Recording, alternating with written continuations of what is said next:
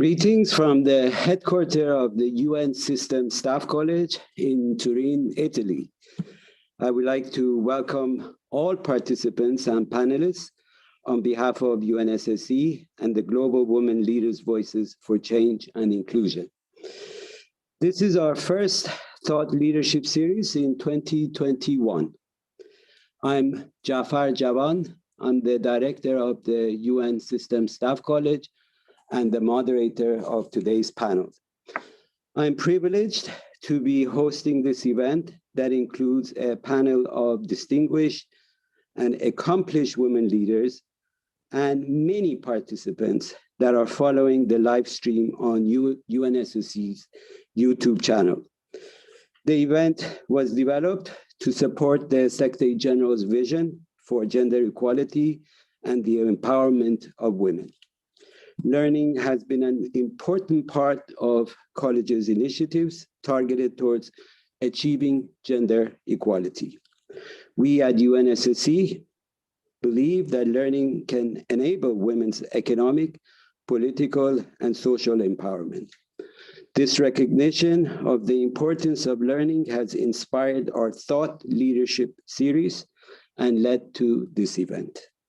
We hope that today's session will be space for us to gain and share knowledge on how we can all advance women's equal and meaningful participation. I would like to note that all the people represented here underscore a groundswell of advocacy in support of this goal. I look forward to a robust discussion. Now, please make sure to connect on social media with hashtag Women's Voices for an equal future.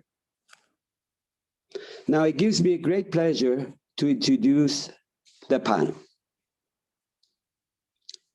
Susana Malcorra, Dean of the IE School of Public and Global Affairs, former Foreign Minister of Argentina, founder of GWL Voices for Change and Inclusion. She organized the submission of the articles that led to this event, and I would like to express our big thank you to Susana for her support. In addition, we are pleased to have with us today Anita Patia, Deputy Executive Director, UN Women, Mayo Avila, former Minister of Foreign Affairs of El Salvador, Maria Fernanda Espinosa, President of the United Nations General Assembly for the 73rd session, Rebecca Greenspan, Ibero-American Secretary General, Purnima Mane, former President and CEO of Pathfinder International, Isabel de Sant Malo, former Vice President and Minister of Foreign Affairs of Panama, and Fatiha Serur, co-founder of the Justice Impact Lab and member of the Africa Group of Justice and Accountability, AGJA. I would like to also mention that regrettably, Angela Kane, Vice President of the International Institute for Peace in Vienna, who has submitted a paper but was not available for today's event. So thank you all for joining us today. So if I may begin by our first sort of question that can kickstart our discussion. The panelists have all made great strides in their careers, and I know that it has not been an easy journey. We would like to learn more about your personal and professional journeys. So if I may ask you the question, looking back on your personal and professional paths, tell us about the 2-3 factors that made you the leader that you are here today. Please note, because of time constraints, you only have 2 minutes to answer this question. If I may start with Susana, over to you. Thanks, Jafar. It's a pleasure to be here, and thanks to the UN System Staff College for giving us the opportunity. It's a very big question to answer in 2 minutes, but I will try to be very precise. For me, what was fundamental was the empowerment from my parents. The fact that my parents said to me that I could do anything I wish as long as I work hard to get there. So there was no doubt in my mind that I could achieve whatever I work for to achieve. So self-esteem, self-reassurance was fundamental.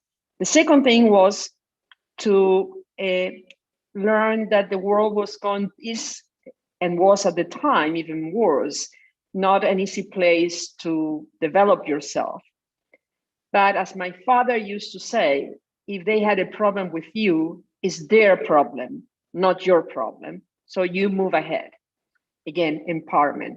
And the third thing is that there is not such a miracle in life that you from one day to the next become, a leader or lead a certain project. It requires effort, effort, and effort.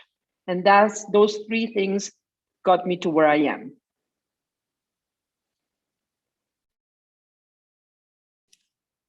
Thank you very much, Susanna. Let me go to Anita now. How about you, Anita? Thank you very much, Jafar, first of all, for hosting this amazing panel. I'm really thrilled and humbled to be part of this discussion. Let me go straight to your question. I think growing up in India, it was impossible not to be a feminist because you see so clearly what discrimination means and how it is important to battle it from the day you are born. Like Susanna, I was blessed with a family that believed in the power of education. And most importantly for me, I think I had not only a mother who was a visionary because she was an educator, but also a father who was a feminist and really believed in the value of girls' education, which I think is a fundamental lever to unlocking empowerment and opportunity for women.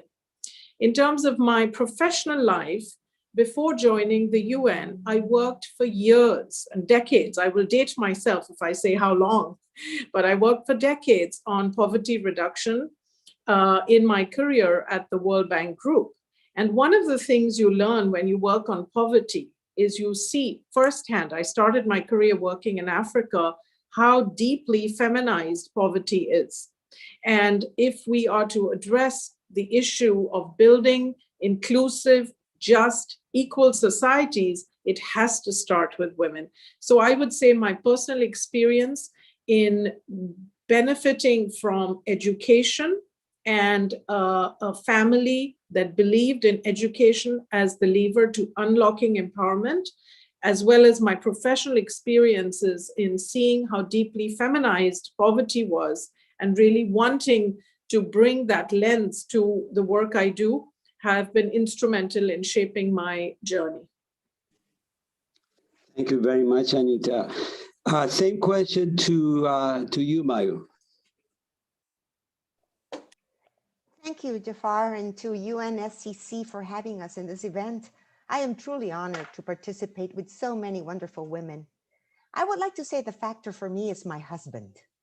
I was born in a Latino macho society, and his support has been fundamental in my professional and personal growth. He had stood by me against cultural beliefs. For example, when we were married, I had not finished law school, and some would confront him and as he was letting me continue my studies. Then when I became part of a big corporation and needed to travel for work, those same people were questioning him for allowing me to travel all by myself. So his actions and his attitudes showed me he believed in me and made me feel invincible, able to take on any challenge. Amongst those challenges, I became the first woman in my country president of a bank, and as well as the first woman minister of foreign affairs. We have grown together in these 42 years of marriage, and I have been blessed to have a support factor always beside me. For this, I am an advocate for male advocacy for women equality. It is particularly important that men stand and support us. Thank you. Thank you very much, Mario. We already had only 3 panels, but it's been really inspiring and so interesting to listen to all of you. Thank you. Let me now move to Rebecca. Same question to you.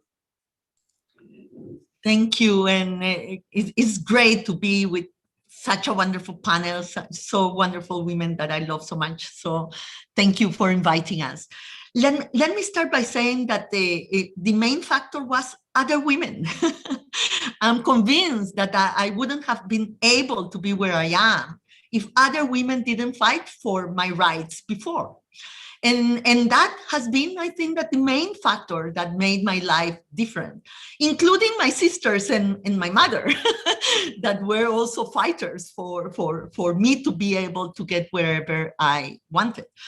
Growing up, I realize now that growing up, I internalized many of the stereotypes prevalent in society back then, yes? But what I didn't internalize was the ceiling glass or the glass ceiling. Probably what I expected is to do it all, but not to stop doing something. And that's why I believe so much in the importance of role models and inspiring girls, because it really makes you not to internalize the obstacles that society puts on you because of discrimination and inequality.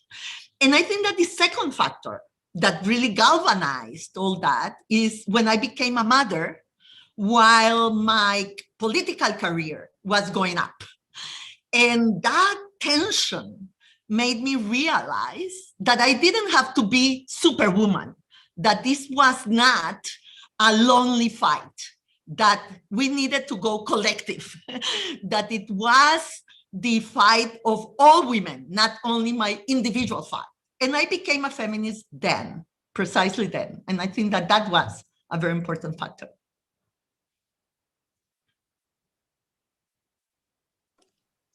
Thank you very much, Rebecca. Let me now move to Fatiha. How about you?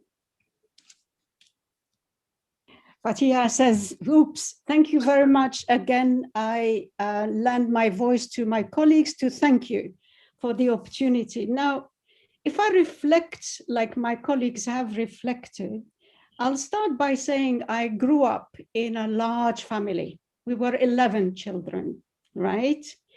And my mother was the most amazing human being and mentor and visionary, although not educated.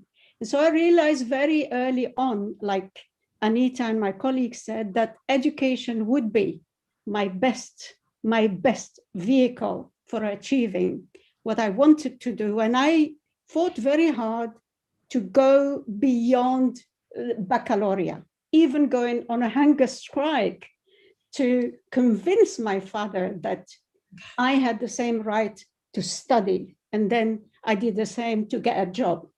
So when I look back at my journey and to respond to what would be the 3 factors, at least in my own leadership journey, I would say, number 1, passion to serve other women, to serve humanity, and the vision of the path to achieve it.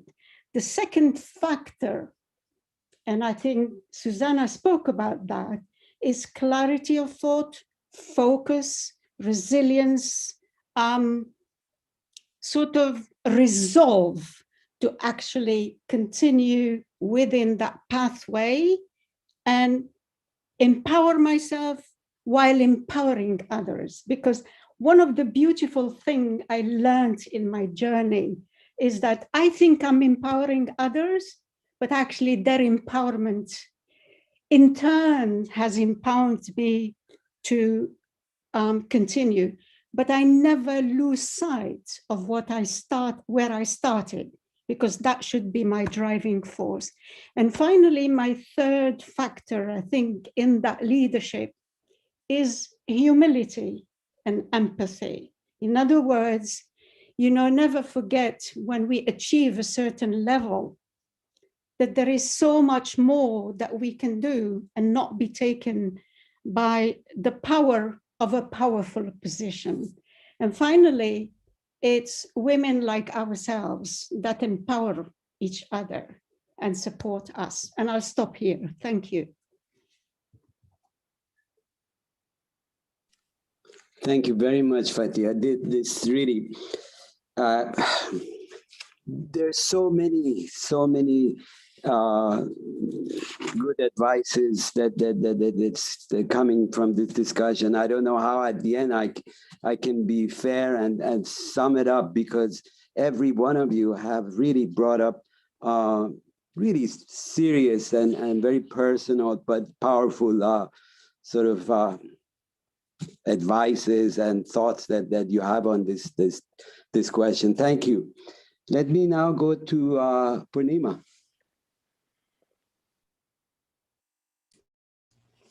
Sorry, unmuting myself. Thank you so much, Jafar, and for organizing this, and to everybody on the panel. It's such a delight to see some familiar faces and some that I know and respect very highly. Going so much towards the end of this panel, it means that I'm going to say some things that have already been said. And that's actually wonderful, because that's a good message to give. And the major factor I would always attribute is my upbringing.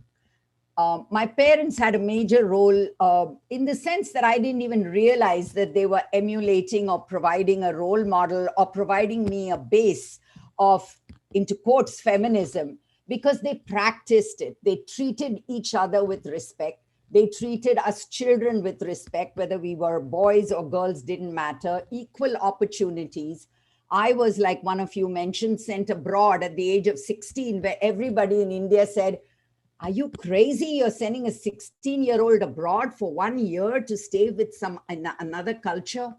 But my parents had the courage. Not only that, they always supported me and gave me all the educational and employment, any opportunities that I could take. Nothing was forbidden.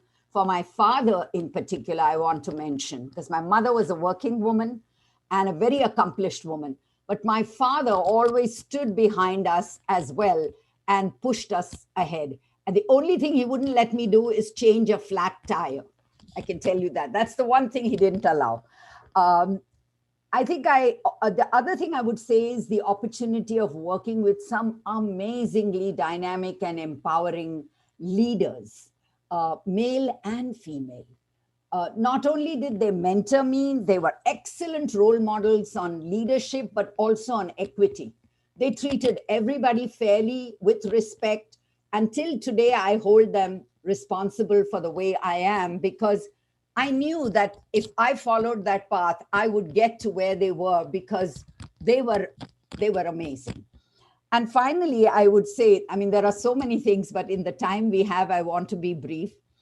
I had lots of opportunities because of the way my parents were, and lots of encouragement. And of course, because my education and background helped, even though I also was brought up in India, like Anita mentioned. I faced my shares of failures as well. And I want to mention that because failure makes you resilient, it makes you authentic, it makes you humble. It brings you down to earth. It makes you realize what's going on around you. It teaches you a lot. And I'm almost grateful to my failures for bringing me to where I am. Thank you so much. I'll stop here. Thank you very much, Purnima. I have to make a confession. As a 60-year-old man, I still don't know how to change the spare tire, but my wife does. So, so every time we travel, I hope she's in the car in case. Thank you. Thank you very much. Isabel, how about you?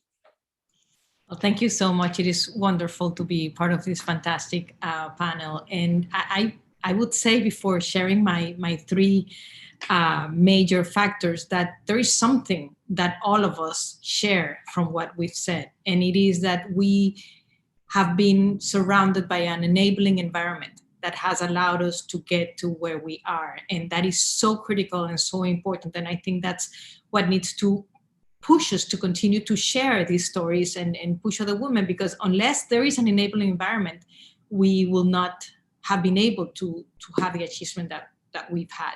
I would mention three things. First of all, my family as well. My parents were great examples and gave me, my brother and my sister, the same opportunities. And I can also share some stories about others, asking them how come I was 14 when I was sent abroad, and that was not quite usual in a Latino society, and I had the opportunity, as did my brother. So from very early on, and their role models made me believe that it was possible. Second, I spent a big chunk of my professional career from a very early age with the UNDP.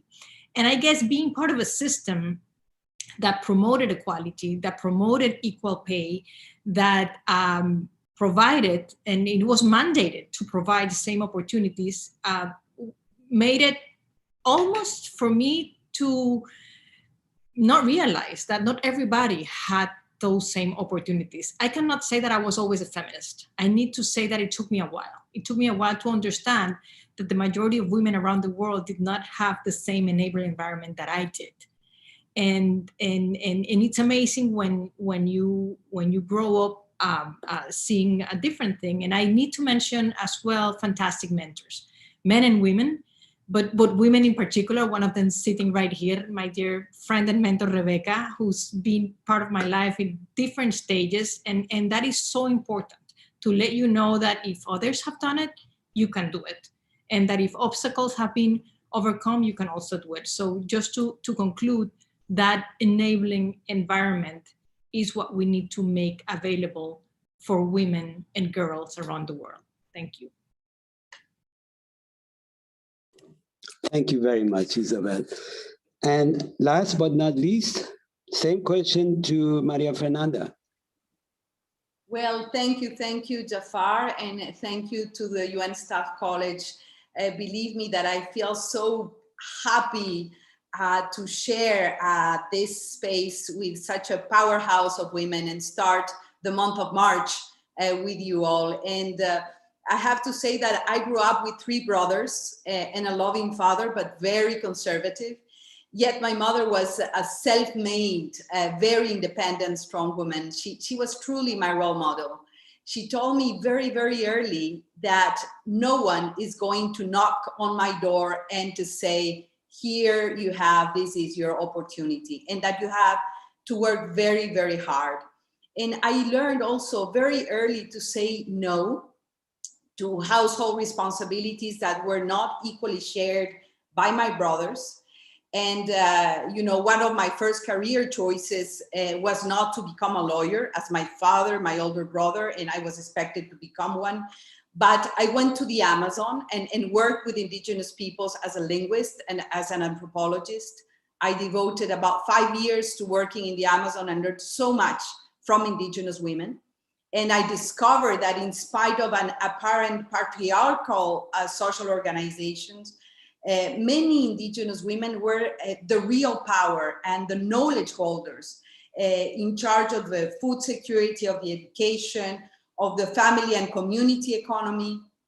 And in some cases, they were even owners of the land and the wealth of the family. And, if I was thinking, what did I do 55 years ago for Beijing? And I worked to support the preparatory process for the participation of indigenous women from the Amazon to Beijing. I even published a piece, I recall, called Tracing the Beijing Conference from Below. And I started my international work first in civil society, in international advocacy groups, then intergovernmental organizations, and went back to national politics and multilateral diplomacy. So it's been a long, long journey. I agree with my sisters that you need an enabling environment. You need good partners, good female friends and supporters. There are many here in this group. And just to close, to say perhaps three takeaways for me. A good role model at home, which was my mother for sure. Choosing the career I wanted and not follow the professional path I was expected to follow. and in my particular case, perhaps learn from indigenous women and the value of diversity, you know, cultural and natural diversity as an asset. And they both, of course, go hand in hand. And I will just leave it there, and back to you, Jafar. Thank you. Thank you very much, Maria Fernanda. If I'm going to sum up everything that you all said, I think it would not do justice to the profound and very compelling and personal stories that you shared with us. So I'm going to leave it at that. And I think it's very clear you've basically answered the question very comprehensively. Thank you very much. Now, I'd like to move into some questions about the articles that you all have written, or at least some of you have written. These articles are geared towards sparking dialogue and invigorating learning. Each of these articles give great insight on global challenges and the situation of women and girls around the globe. I have very much enjoyed and learned quite a bit after reading each of these articles. Now it's time to explore the articles and also draw on the lessons learned. So I will ask a question to some of the authors that we have here with us today, but also to a question to basically the panels, even if we don't have an article from you. Now, we have 3 minutes for your answers. So let me start with Mayo. Okay. So in your paper, Mayo, you note that Maria, the protagonist, showed you that we need to invest in actions that guarantee that women like her have the opportunities and resources necessary to fully participate socially, economically, politically, and culturally. What actions do you think should be put in place for that to happen? Over to you, Mayo. Thank you so much. My document is geared and inspired by Maria, who is a rural leader who organized more women to construct a vital road in her community, as so many men have migrated. In my country, a country of 6.5 million, we have more than 3.5 million who live outside our borders, and mostly 90% of them migrated are men. So to see her come up and take this women leadership, you know, it's so crucial to complement social economic development, not only in my country, but in all, and especially El Salvador, where we have a gender dividend of 53%. We cannot afford to leave out more than half the potential leaders we need. We require effective laws, policies, and programs that focus on the person with co-responsibility from the state, the private sector, and civil society.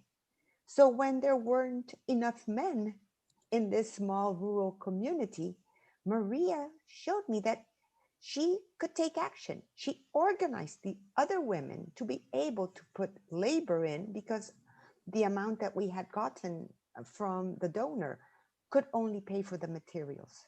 So Maria showed me that we need to invest in actions that guarantee women like her in the most vulnerable and excluded conditions that the opportunities and resources necessary to fully participate are there.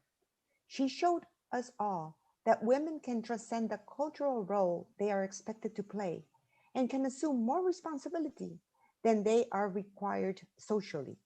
She led with empathy and inclusion, bringing so many more women to follow her example. 25 years later, while some progress has been made, the majority of Beijing's promises and commitments remain unfulfilled. It is our responsibility to contribute even more to diversity, equality, and inclusion throughout the world delivering the promise to girls and women.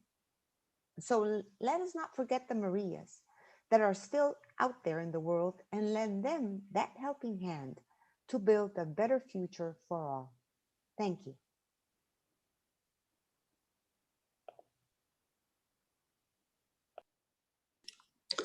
Thank you very much, Mayu.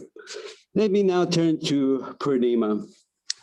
In your piece, the idea of child marriage, which forms the basis of your paper, is often entrenched in cultural norms and practices.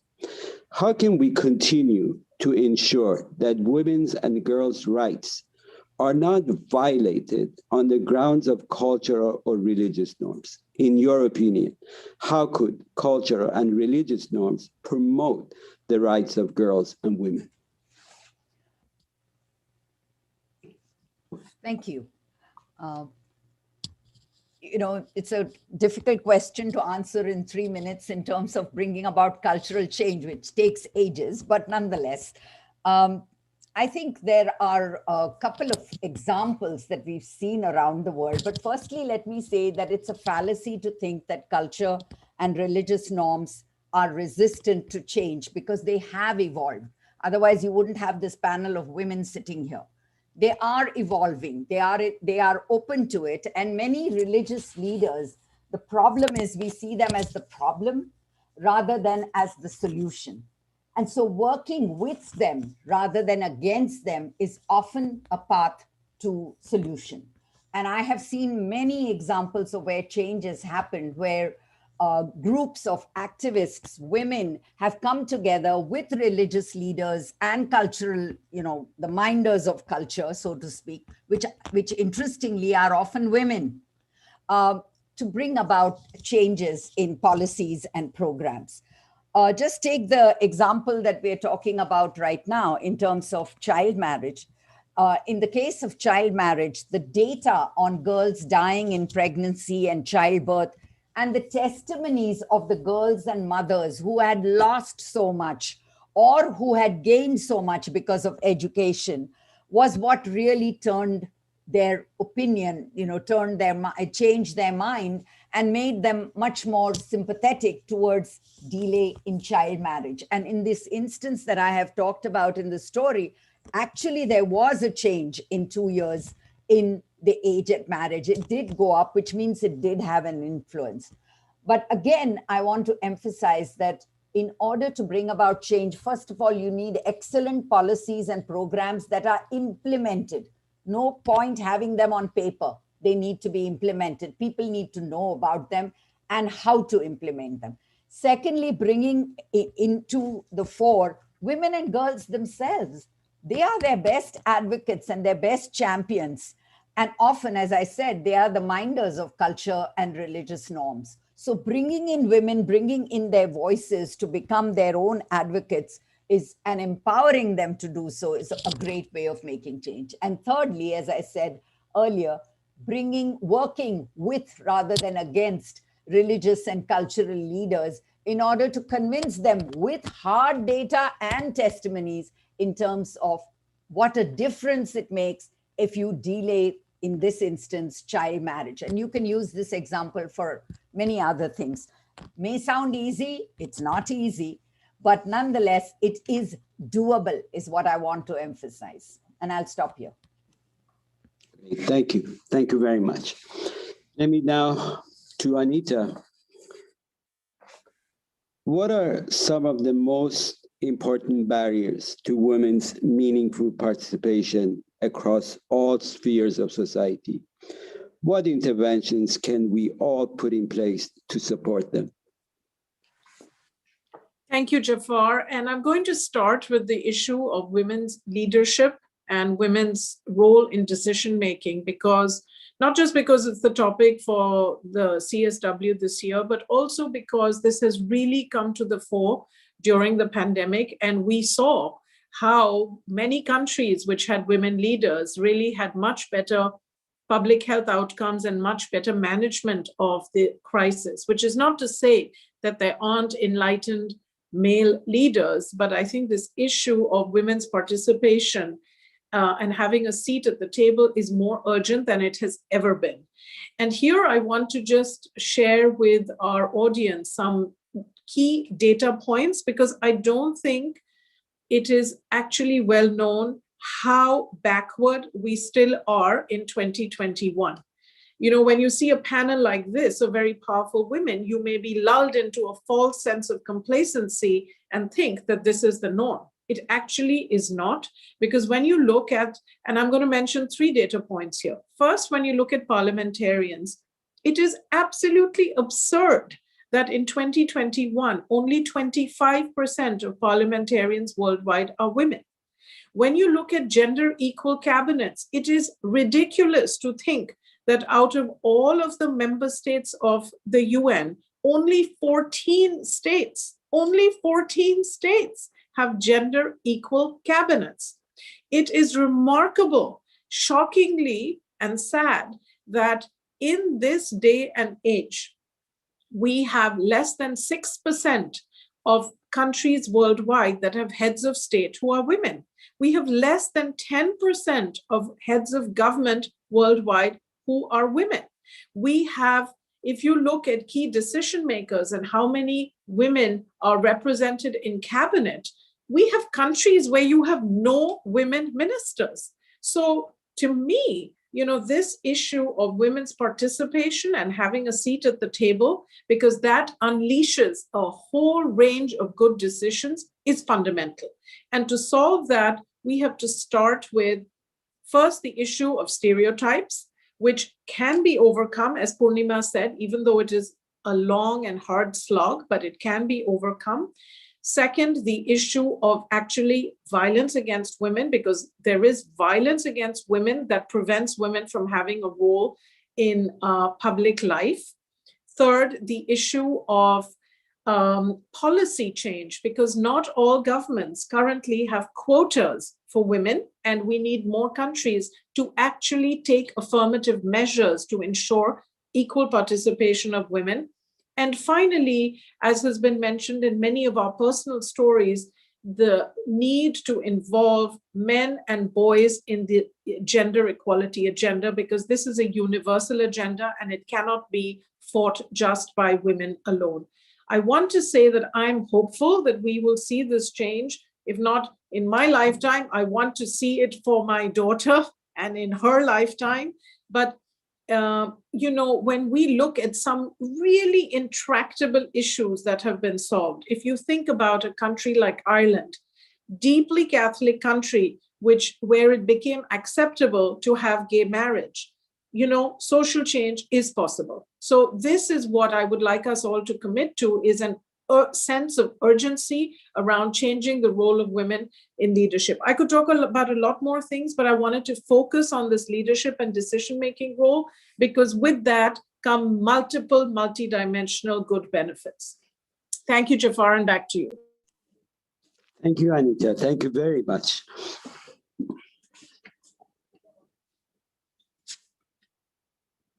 Just for the audience, please make sure to share your reactions on social media with hashtag Women's Voices for an Equal Future. Now let me go. Let's move to Isabel. Isabel, in your paper, you note that COVID-19 pandemic presents an opportunity for the Latin American region to build forward better.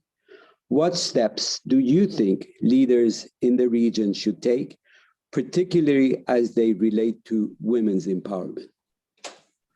Thank you so much, Jafar. And as we are all aware, COVID-19 has really transformed our economies. It's meant cost of jobs, cost of life, income generation, the livelihoods of millions of people affected. In Latin America, 9% of the population of the world is hosted in Latin America. However, we have 30% of those infected around the world, and we've had 20% of the deaths. In this framework, what is the reality of women? The reality of women is that women are juggling housework, children's education, remote work, and we just need to picture a typical household to figure out what's happening there. Look at spaces for work. If both parents are working from home, who gets the safe space without disturbance to be able to do that distance work? Who is expected to help children with school? Who is expected to continue to do the household work with the whole family at home? With some exceptions, most of the times these are women who are also working remotely. Today, according to McKinsey, 1 in 4 women are considering downshifting their careers or leaving the workforce entirely due to burnout and the burden that they're holding. Women are definitely exhausted with the challenge that this pandemic has represented for them. Now, what can we do about it? What should leaders be doing about it while we face reconstruction? We need to devote funds to the private sector, to those enterprises led by women. And this needs to be done consciously in policy making. Gender needs to be incorporated into the decision. And for example, we are giving funds to businesses to restart. What percentage of these businesses are businesses led by women? We need to consider, while we discuss, countries discuss, when are we going to open up schools? We need to consider what's happening to women that are being asked to return to work while their children need to stay at home. We need into every decision that is being made to incorporate the gender factor, to continue to support the work-life balance, to look at institutions and how they incorporate or not the gender perspective. Because if we make these decisions to recover, not taking the gender perspective specifically, we are not going to be solving the issues. Violence has increased for women and for girls as a result of the lockdown. And Anita has mentioned that it is more urgent than ever to have women sitting at the table. I think that's very, very important. We cannot be led to believe that we are sitting at the table, because we're not. We really are not. And if we want these decisions to be incorporate this gender balance, we need both men and women to look at the gender balance, but we need women to be sitting around the table. So I think those are the choices that leaders need to be making currently in order to ensure that the pandemic does not hit hardest women the way it is doing, and the reconstruction takes into consideration this factor. Just to sum up, incorporate the gender perspective on all public policy decision regarding the pandemic. That's what I would say, Jafar. Thank you very much, Isabel. Fatia, my question this question is for you. Your paper is centered on a story about a woman in agriculture. Beside the opportunities in agriculture, are there any other opportunities available and accessible to the women in the region of Marawi? How do we ensure that women are more aware of the opportunities available to them? Over to you. Thank you very much, Jafar. Let me start, first of all, by going back to what Anita and then straight now Isabel was saying, which is the importance of women's participation at a certain level to influence policy making. And it is important that they sit at the table and that their voice actually is a meaningful contribution to a decision being made. Why is this important? It's because it will affect women at different levels. And that's why the story on Marawi is very important. Going back to Marawi, it's a very remote area of Northern Sudan. It's a harsh environment, opportunities are few and limited. Women in Marawi have got the potential to influence the economic level through household food security. They also have the opportunity for participating in transformative industry for organic food processing, handicrafts, and so on and so on. So the issue is that they are aware of the opportunity, but the most important issue is the enabling environment. In other words, what are the obstacles that actually limit their engagement and participation?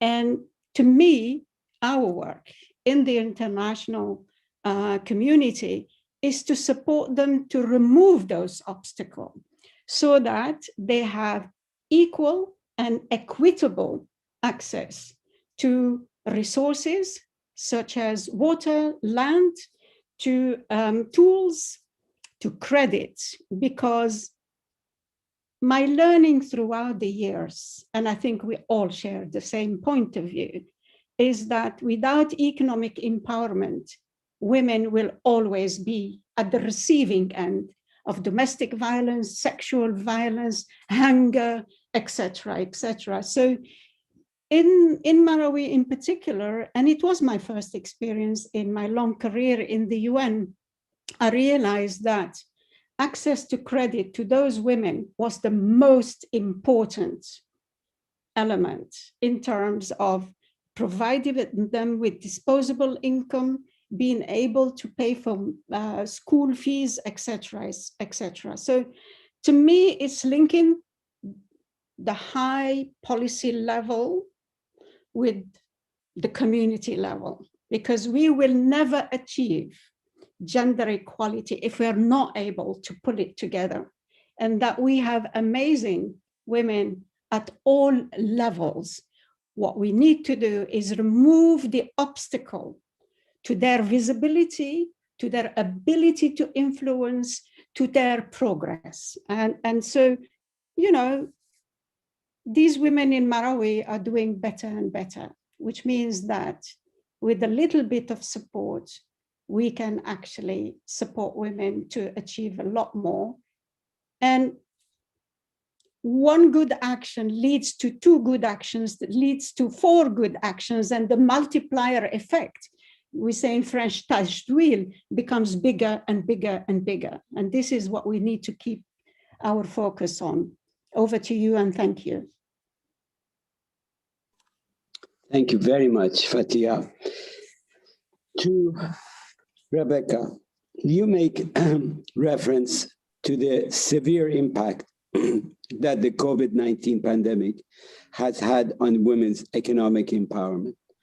As an economist, could you elaborate and help us understand the economic consequences of gender inequality in the labor market?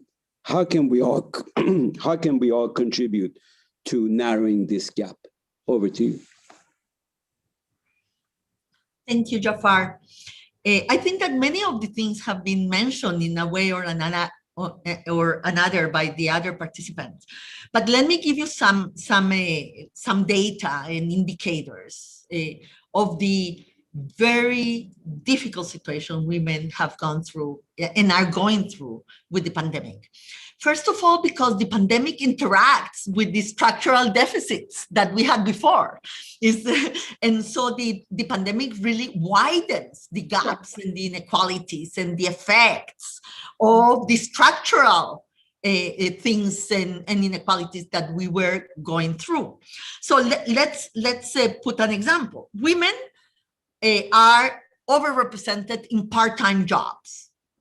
They are overrepresented in the sectors that have been hardest hit by the pandemic. The commercial sectors, the service sectors, the tourist sector, for example, in Latin America, that is so important. So women are inserted in the labor market, especially on those, in those sectors. For example, the gap in salary and pay for women, between women and men, the disproportional representation of women in the informal market without any social protection or social security systems to access to. So the problem that was mentioned by Isabel very firmly, the whole issue that stay at home for the pandemic has meant for women stay at home forever because the care economy has really weakened. There are no systems of care that have been stayed during the pandemic. So the disproportion of domestic work and care work that women has to do has come against women in terms of going back to the labor market. Already in Latin America, the numbers we have is that 33% of women are not going back to work. 33% of those women working. I am not talking about the informal sector that has been very harshly hit in terms of income. So all this has made a package for women almost impossible to bear without the right policies. Not to talk about the domestic violence going up 4 or 5 times in some of the countries we already know. So poverty, women's representation in the poverty group has gone up 22% during the pandemic, only in Latin America. And we are waiting for the final numbers at the global level. So the truth is, as has been said, that unless we really take into account the differentiated effects of the pandemic on the different groups, especially on women, we will take the wrong choices in terms of policy choices. And that's my fear. My fear is that because women are not represented enough at the policy table and in the decision-making processes, the decisions that will be taken will be the wrong ones, So we need women, and Anita and Isabel and many others have talked about it. We need women at in the table where the decision-making process is taking place. That's my first point. My second point, going back to Fatiha's point, is that women are not one woman. We are also a diverse group. And so we also have to take into account the different needs of the different groups within the women group. And rural women will have different needs than urban women, for example. And we need to take this into account. And my last point is still, we have a lot of obstacles in terms of finance and credit access to capital, and discriminatory normative frameworks in our countries. So we need to take action on those lines too. We need to end what we started, that is to take all discriminatory laws and normative rules against women economic empowerment. And we need to push for policies, public policies that will take into account the differentiated effects that the pandemic has had on women. And if we don't do that, we won't have economic recovery, we won't have a dynamic economic growth, and we will have a large proportion of the population having lost the rights and the progress that we have made in the last 30 years.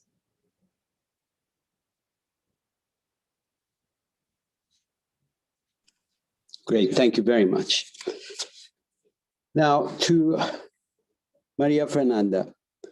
As the president of the 73rd session of the UN General Assembly, did you see any direct or subtle resistance by your male colleagues who had some difficulties accepting the fact of having a woman president at the helm of the General Assembly?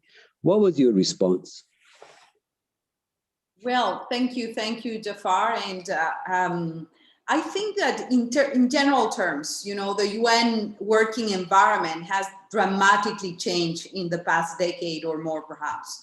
And I see that gender-sensitive lenses in all UN spaces, the UN Secretariat and the commitment of the Secretary General himself to put, to have parity in high-level positions at the UN, the events you organize, the summits, the negotiations, the work of committees, everybody is watching, looking at the optics in a way. And there are several groups such as, in-house groups working on that. The gender champions, the group of friends of gender equality, the circle of women ambassadors, which grows every day. And yet, during my tenure, I had only one vice president of the General Assembly among 21, plus one committee chair. And, we have to recall that when I was elected president, there were high expectations. I was only the fourth woman in 75 years of UN history and the first from Latin America and the Caribbean. I knew I had a big responsibility in just, so we are aware of that. The first female president of the General Assembly was from India, the second from Liberia, and the third from Bahrain, meaning all women presidents of the General Assembly have come from the Global South. So I felt a lot of pressure. I set up a group of gender advisors to my presidency, and I put together an initiative called Women in Power, with the support, I have to say, with women heads of state and government and outstanding women that were part of my advisory group. And we have one here, which is Isabel San Malo. She was then the vice president and foreign minister of Panama, Kathy Calvin, and other members of our group of women leaders were part of the advisory group. And basically, I put together a mentoring internship initiative for young women in my office. I made sure that my cabinet had a full parity, meaning 60% of my staff were women. And perhaps here, another anecdote with my spokesperson. I was provided by Global Communications, UN Global Communications a spokesperson. And I had to really push hard because I wanted to have a female spokesperson and a female from the Global South. It wasn't easy. There were a lot of bureaucratic processes to go through. But, besides this, I think that, we have to recall ourselves and the people that are connected to this conversation. Why is that we struggle so much for equality and to be represented in decision-making and to have our voice heard and our agency take part of societal transformation? And I think that my sisters here have been, very, very bold and clear why. So it is not about spreadsheets for checks and balances to say, women are underrepresented in government, in parliament, in high-level positions, in companies, in the health sector. We are overrepresented, as Rebecca so clearly said, in the underpaid or unpaid care economy, in the informal sector. And we can continue with a list. The gender pay gap, the wider digital gap for women and girls, the higher levels of violence in all its forms, etc.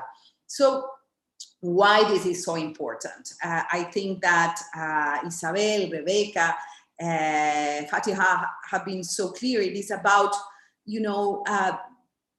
in this current situation, recovering better, stronger, more resilient. It is about, at the end of the day, the quality of our democracies. It is about fairness.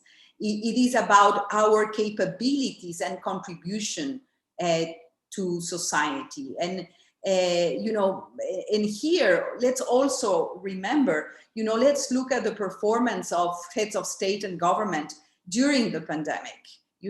Most success stories have come from female heads of state and government, New Zealand, Barbados, Finland, several heads of local governments, Kerala in India, etc. So I think that it is good that, especially in March, and close to the Generation Equality Forum in Mexico on the 29th of March, to recall why we are here, why we are speaking up. And you know, going back to your initial question, yes, there is you know, huge progress in the UN ecosystem, but there is much more work to be done. And I think that we are here for that. Thanks, and back to you. Thank you very much, Maria Fernanda. Over to Susanna. In your paper, you note flaws in how world leaders have responded to the COVID-19 pandemic. Are there any women leaders who have handled the pandemic well? What stood out for you, and how do you think other leaders can emulate this behavior? Thank you, Jafar. It's hard to come at the last because clearly my sisters have made strong cases from the different perspectives. I will start by saying that in my paper, I use a chorus line from Antigone by Sophocles. This chorus line says, "Tomorrow is tomorrow, future cares have future cures, and we must mind today." And I use this chorus line because I think it's a very good representation of how women handle everything. We care about today, but we are sure to invest for the future. And we all said that when we talk about our families and how our families had been so important in securing our education, which is, of course, the best long-term investment. Women have that capability to manage today without disinvesting in the future, which I think is one of our biggest challenges in the world. So there are examples of women leading the pandemic in manners that have been really significant. It's a big problem, a big challenge. And of course, we have had ups and downs. But when you look at what has happened in New Zealand, what has happened in Germany, just to use two examples of very different countries, you can have that sense of women understanding the multiple layers that are under this pandemic effect and how they connect those layers, and importantly, how they connect with their citizens in order to give a sense of direction and leadership that is fundamental when you have to ask for sacrifice from your people. I think the other important thing is that has been mentioned by my friends is that you need to be sitting at the table in order to make the right choices, particularly the right policy choices. When you have a prime minister, a chancellor, or a president that is a woman, you start with from a good position because you have the leader sitting at the table. Sitting at the table, having the fair representation of the diverse society, where of course gender is the first diversity to be recognized, is key. And we are talking about sharing power. Let's say it. The problem we face here is that when we request to be sitting at the table, be that the women in Northern Sudan, or be that the women in El Salvador, in the agricultural sector or at the highest leadership, when you ask to sit at the table, you ask for your share of power. And unless that is addressed, it is very, very difficult to think that we are going to get to the place where we need to get, that hope that Anita described for all of us. Only through that is that we'll get there. So there is no other way than to seek more female representation at the highest leadership levels, because through that, we will be able to influence policy design through a gender lens that really secures that the perspective of women are well taken into account, and secures that the new policies that will be designed after COVID will fully grasp the needs of women, for which you need to have data, and somebody already mentioned that is already a challenge. So women do make a difference. I'm not saying that only women. What I'm saying is that women are so underrepresented that has an impact on the policy choices. And we have seen that in the reaction to the pandemic. And as Rebecca said, we might see that on the policy choices that are taken moving forward. So it's time to raise our voices. It's not enough to say it. We have to make it happen. We need to go from words to deeds, but at least let's start to say and say it clearly. We need our power, the share of power that corresponds to us being more than half the population. Thank you very much, Susanna. And thank you all for your very rich, frank, and direct answers. Really appreciate it. Now to the audience, make sure to share your reactions on social media with hashtag Women's Voices for an Equal Future.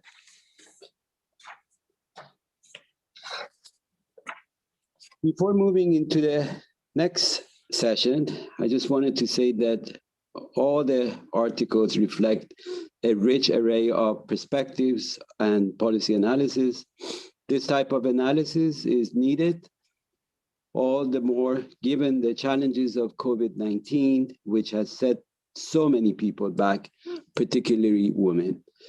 It is through leadership and women's participation that we can regain lost ground and chart an equal future. So thank you all. Now, we have many people following us on the UNSSC YouTube channel.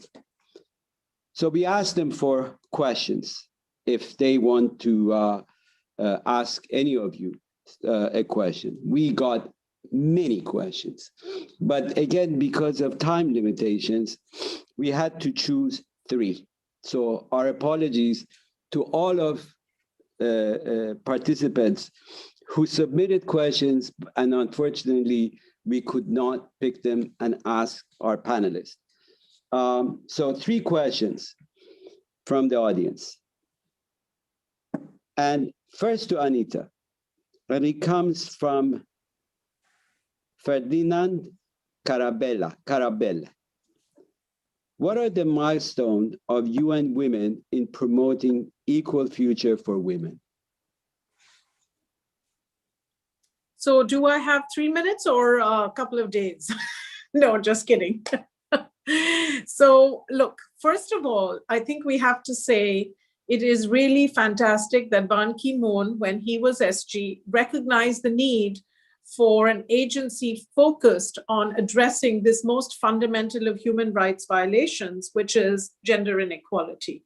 So the very fact that we have reached 10 years of existence is a milestone to celebrate. So I hope you will all join me in saying happy birthday again to UN Women, because we turned 10 last year. So this is a huge deal. And I want to just take a minute and just clap, because I think the fact that there is a single global multilateral agency focused on the issue of gender equality is very important.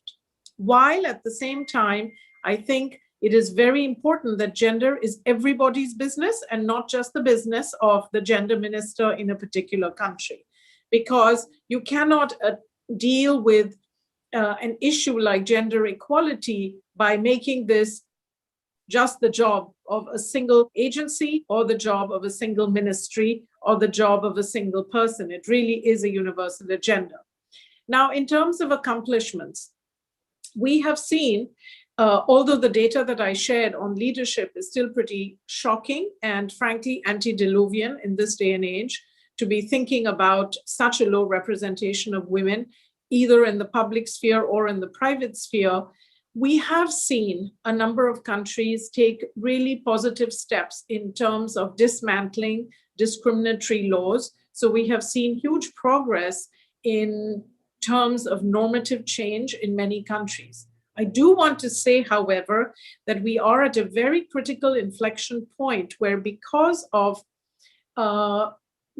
certain democratically elected, undemocratic regimes, is the best way I can put it, we are seeing a pushback against women's rights that is a real cause for alarm and requires us to raise our voices very loudly about the fact that, as several people already have alluded to, that we risk not just not moving forward, but actually losing the rights that we have seen gained over the last 25 years. And why I say this when I'm talking about progress is because, again, I do not want us to be lulled into a false sense of complacency or not appreciate the need for great urgency at this time because of this pushback that we have seen, particularly in the last decade, which has coincided with the rise of democratically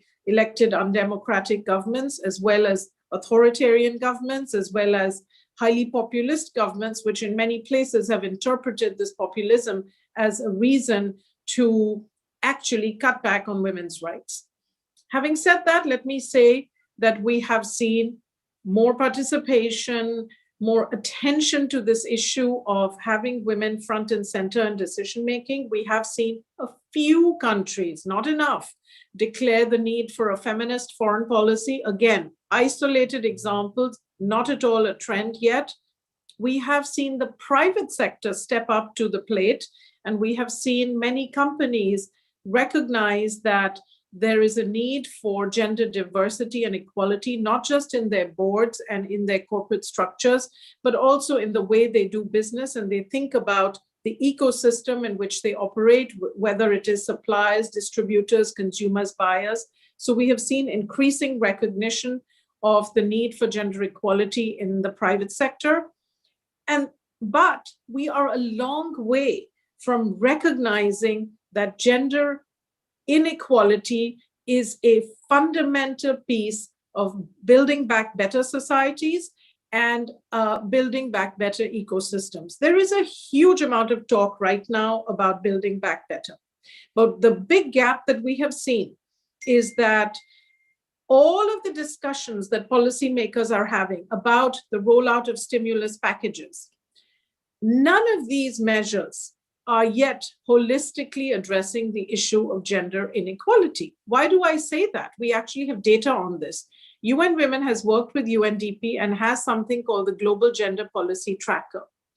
We are looking at every single country in the world and saying, as they build back from the pandemic, as they think about vaccinations, as they think about recovery, are women at the center? Are there new childcare policies?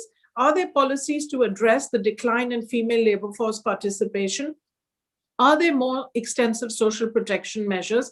And the sad truth is that women, even where women are decision makers, are not yet at the center of building back better.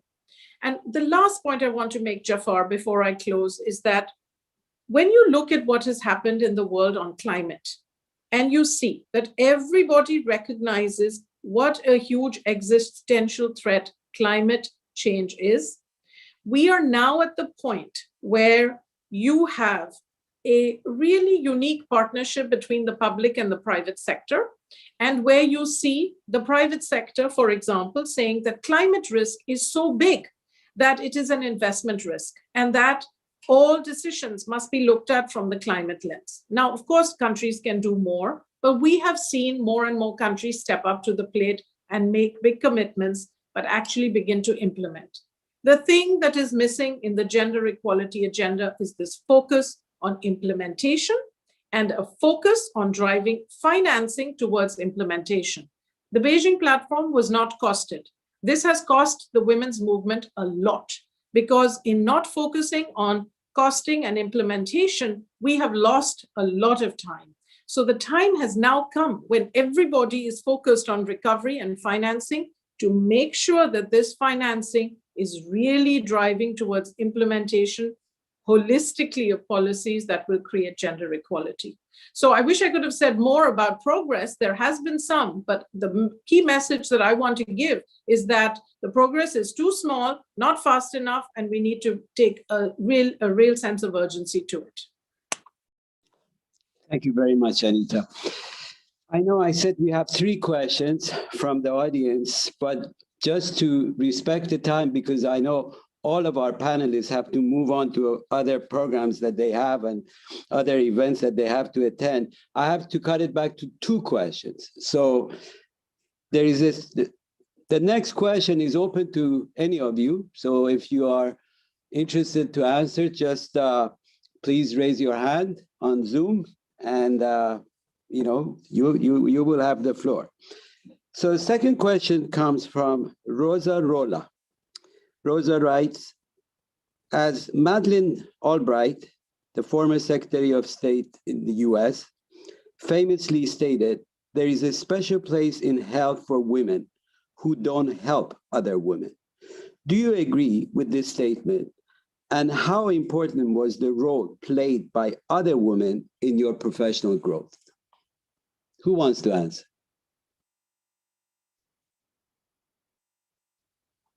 Purnima, please. I'm taking a stab at this. I mean, I'll take I think the second question we have all addressed, that women have played a very important mentoring and supportive and role modeling role in my professional growth. But let me also reiterate, so have men.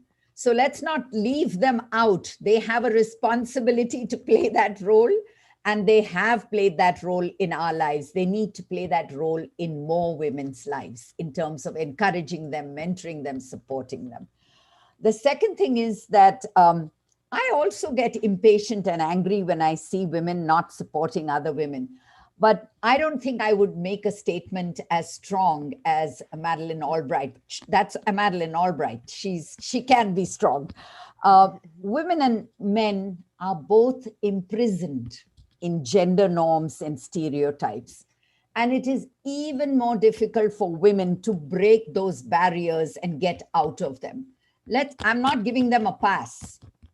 I'm not giving them a pass. I'm putting the reality that it is much harder for them to get out of that. And they feel they have to be the carriers of culture and religion. So what I think needs to happen is to empower all women in order to be able to get out of that prison that, you know, we've been put into in some ways by society, to move away from that oppression, in order to first empower ourselves. You can't empower anybody unless you empower yourself. I think we know that. So first empower themselves and then move on to small steps of helping other women. We need to hold them accountable, but if we take them to task in the way, you know, the statement has been framed, I don't think we're going to get anybody to come on our side. So let's get them out of that prison. That's how I see it. Thank you, Purnima. Let's go to Mayo and then to Fatiha. Oh, thank you so much. I'll be very quick because I admire Madeleine, and I agree with her statement in the role women have in boosting other women in so many fields. And I want to share my personal experience with Secretary Albright as the role she played instrumentally in my professional growth. When I served my country, we were only 9 female foreign ministers in the world. Madeleine was there with me as also a first woman in this role. So we got together and we made this little club with only one rule.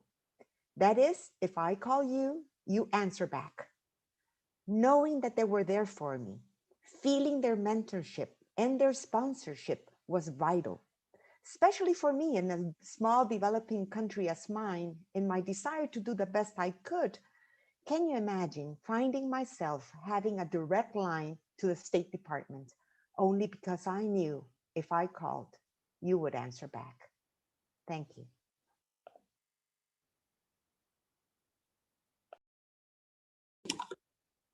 Thank you very much, Mayo. Let's go to Fatia, and then to Susanna, and to Maria Fernanda. Fatia, over to you. Thank you. Thank you very much. Listening to Mayu, I smile and it touches me to the bottom of my heart. But I know, Mayu, we work together on the domestic violence. Madeleine's statement is very strong, and I think it's an indication of probably anger and frustration at what happens sometimes amongst our own ranks.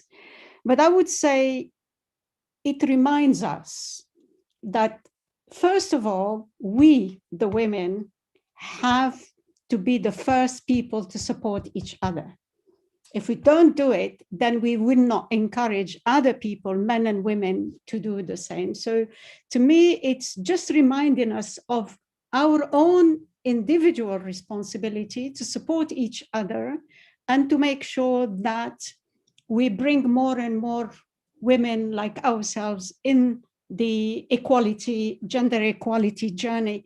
If we don't do that, we let other women down and we let ourselves down. So in my own experience, the women who supported me or inspired me, in what sense did they help me? First, they believed in me.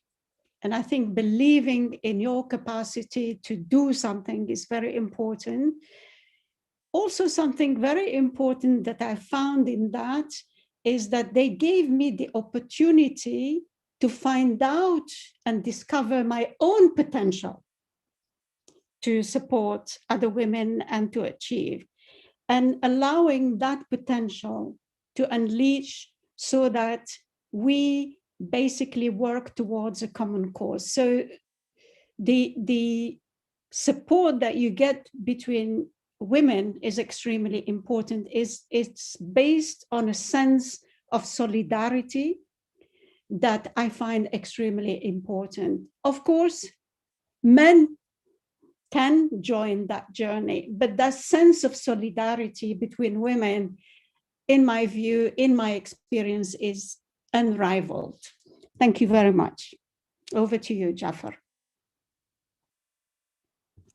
Thank you, Fatia. Let's go to Susanna, Maria Fernanda next, and then I see Rebecca, right? Okay, Susanna. Very briefly, I have discussed this with Madeleine. So I know first, Madeleine, being Madeleine, has come very, very hard. But what she has said to me, and it's something that we must remember, is that there was a period some couple of decades ago where the role model for women who were becoming leaders was essentially a male role model. So often that meant a competitive-based role model. Instead of that association that Fatia just described, it was a much more on a competition base. So that's one of the reasons why Madeleine was calling for this, because if you think about as women supporting, enabling, really creating an environment of co-support, then there is no chance for that call. But there were moments where we had gone in a different direction, or some women had gone in a different direction in order to occupy part of that power table. So I think that's what happened, and no question I have had role models and support from women colleagues. Some of them are sitting here virtually this afternoon.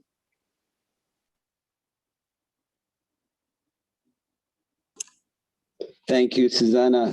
Let's now go to Maria Fernanda. Over to you. Well, I'll be very, very quick because I can only say that I am in full agreement with what my sisters have said. But, you know, truth be told, what we call sorority is not always part of every women's DNA, I would say. You know, and this is because of upbringing, of cultural stereotypes, religion. And I believe that it has to be built deliberately. And this is also part of the importance of coaching, for example. And I think it really pays off, you know, solidarity pays off. We are so much more powerful when we act together and when we act in solidarity. And I have to say, in the field of politics, this is really not always the case. And believe me, you know, sometimes ideological stance have more weight than our gender solidarity. And you know, in my experience, I think we have to speak up on political violence against women. You know, no matter, you know, which corner of the ideological spectrum this person comes from. And I have tried hard, and believe me, it has been a tough call. When you speak up, you know, to say, no, this is really unacceptable, even though it is, you know, a member of the opposition. And I think that, we need to change our political culture at home. It's easy to say, difficult to do, but I think that there is a lot we need to do, and that's why I feel so touched and energized with the company here, because I really, and these are not just words, I have learned so much from people here, sitting here, and I won't say names, but they know we have been in battles together, and we need to continue to do so. So sorority has to be, you know, a deliberately built, you know, quality of us, of women in all walks of life, of course. Thank you very much, Maria Fernanda. Over to Rebecca. Yeah, very quickly, because really what all of you have said is something that I embraced and it has been so inspiring even to think about the answer to the question, Jafar. But let me say that the first thing is to recognize that the gender roles don't affect only men. Gender roles affect us all. We reproduce gender roles as much as men, unless we get to be conscious about it and play, you know, and make an effort in ourselves also. And probably many of us, I suppose, when we talked about our personal experience, many of us became a different person when we realized how much we were reproducing gender roles in one point in our lives and our family cycle, etc. And I think that then when we talk about transformation and educating in different with a different model, we are talking about doing that for men and women, not only for men. And I think that is very important. I think that the whole world, in all of what we have saw in this pandemic, we have to say that we need more cooperation and less competition. Many of the things that have gone wrong during this pandemic is because a competitive model was in place, and we needed a cooperation model for the pandemic, for the vaccines, for making a more effective stall of the virus. And the competitive model has to be put into a question, and that is true in every part of society. So I just want to say that what my sisters have said is exactly so. But we have to think even more far, not only about women, but about society. This society, to build back better, we will need to put coordination and cooperation at the center of the effort. And we women have to do that too.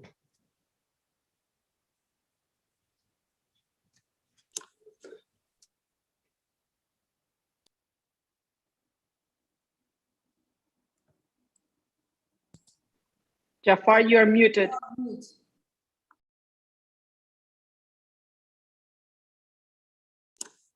Okay. I finally did it. I was worried, but I did it. So let's go to Isabel. Thank you so much. I will be very brief because I can only say that I agree fully with everything that has been said. But the first time I heard that message from Madeleine, I just took it to myself and I repeat it every time that I can, because I think it is so true. And it is so true because I believe there was a day, and things have changed, when perhaps women, we were harsher on other women.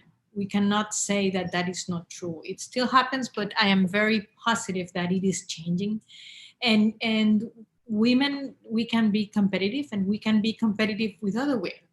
But I really think that is changing, and I only see more and more mentorship and women stating that they will not sit at a panel unless there is another woman, or at a cabinet table unless there are others, or at a board table unless there are others. And I think that is very powerful. So agreeing to everything that has been said before me, I will just say that I love that message from such an amazing woman as Madeleine, and I think it is true. Thank you very much, Isabel. And thank you so much to the panelists. We're 2 minutes beyond our time limit, so I just wanted to thank you all. Really, this distinguished panel, immense thanks to the panelists and audience members for taking part in today's event. Thanks to everyone in the background that has made this event possible. Please check our website on www.unssc.org and follow us on social media to know more about our next Thought Leadership Series session. Again, thank you all, really appreciate it. Enjoy the rest of your day, stay well, and hopefully see you soon in person. Thank you. Thank you. Bye-bye. Thank Bye-bye. you. Thank you. Bye-bye. Bye-bye. Take care. Thank you all. Bye-bye. Thank you all. And Thank you, Jafar. Thank Bye. you. Bye, Jafar. Bye-bye. Bye. Bye-bye. Thanks. bye-bye.